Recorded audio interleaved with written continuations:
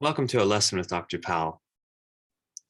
Let's take a look at some limits that build off of the idea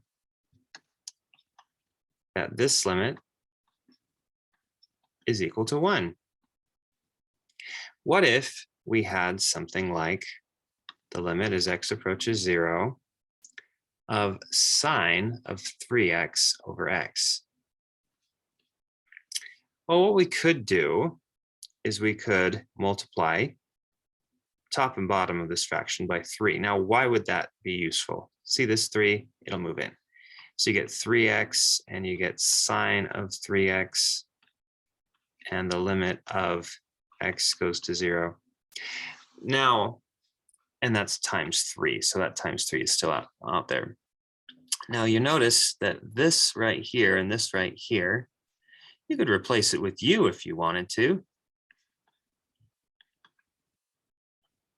All right. And then as x goes to 0, that's the exact same thing as 3x going to 0, right? Yep, they're equivalent.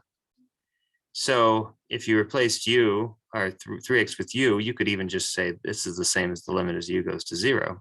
Notice how we matched these and we realized that this is the same as this going to 0. So we could just rewrite this statement like that. And then we know that this part has a limit of 1. So the whole thing has a limit of 3. Kind of fun. Let's look at one more. All right. Let's take the limit as x approaches 0 of, let's do sine of 4x over x. Now, what could we do? Let's do the same basic idea here. So we can take this and think of it as sine of 4x over 4x, but then we multiply by 4, so those would cancel, so it's really the same thing. This part, so these both going to 0, or this is the same thing, and you can think of it as a limit of that thing as a thing going to 0. So that should be the exact same thing as 1, because you could likewise just put a u in all those places, and it's really that limit that's just 1. So you get 1 times 4, so you get a limit of 4.